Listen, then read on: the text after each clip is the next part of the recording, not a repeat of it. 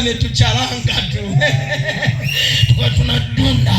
Wakati ule nakaa ule mtaa, kulikuwepo na mtaa mmoja unaitwa mtaa wa kuondoa.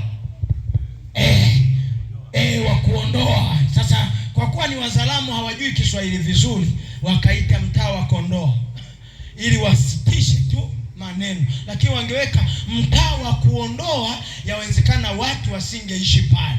Maana ukiishi pale lazima wakuondoe. Sasa wakaupa mtaa wa kuondoa. Na mimi nikaingia na usera wangu mtaa wa kuondoa. Nilipoingia ule mtaa, wakati huo nilikuwa bado nafanya kazi. Nimeamka asubuhi na mapema saa 10. Naenda kazini. Nimejipanga, nimeshaweka vitu vyangu vizuri vya kiofisi. Nimepita mtaa wa pili tu. Natoka nyumbani narukia mtaa wa pili. Nikakanyaga lile fula nazi. Nikasikia limenifyonza. Kuangalia sio ni mtu. Nikakimbia ndani haraka sana. Niliporudi ndani nikasema, hivi kuna mwanajeshi muoga? Nikajiuliza mara mbili. Hivi kweli mafunzo niliyopata ni ya nini? Yaani kifura nazi limenifyonza nimerudi ndani? Haiwezekani. Mimi narudi nikaliangalie hilo fura nazi. Nilipoenda mpaka kwenye lile fura nazi, nikamweka kwanza Yesu mbele. Nikamwambia Baba nitangulie, lakini nikaongeza na maarifa nilionayo. Nikasema sasa hapa, nikaenda sasa. Tunaifahamu zile watoto wa mjini wanazita za kichina china. Zile za kukanyaga mwendo wa chui chui. Unanyaka. Ongeza makofi kwa Yesu.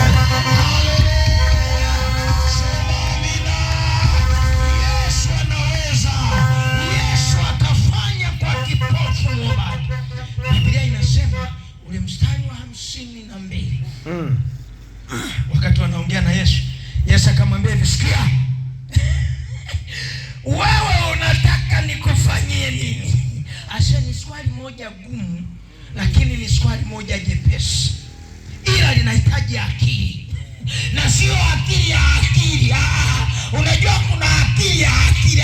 Toa hiyo. Akili ya Mungu ya rohoni. Na ndio inaweza. Hiyo akili ndio inatoaga majini kwenye nyumba.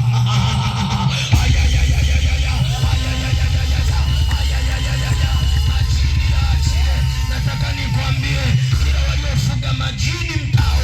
Hii ni wiki ya kuhamisha majini. Waliofunga uchawi. Ni wiki ya kuhamisha uchawi katika jina la Yesu.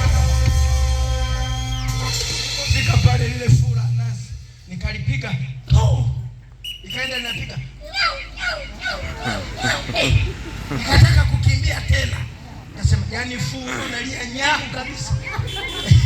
Sasa nilikuwa nimechukua kisu sasa. Haya mambo bana haya mambo acheni kabisa. Nikachukua kile kisu. Nilichokuwa nacho nikachoma lile lifura nazi. Nikachoma na hivi. Nikachoma nikakanyaga na buti nikakanyaga hivi. Nikasambaratika nikasema nimekuweza. Nimerudi jioni nikakuta nyumba ya 4. Mzee wa watu. Sasa mimi simalizi ila tufanye hivi. Mzee wa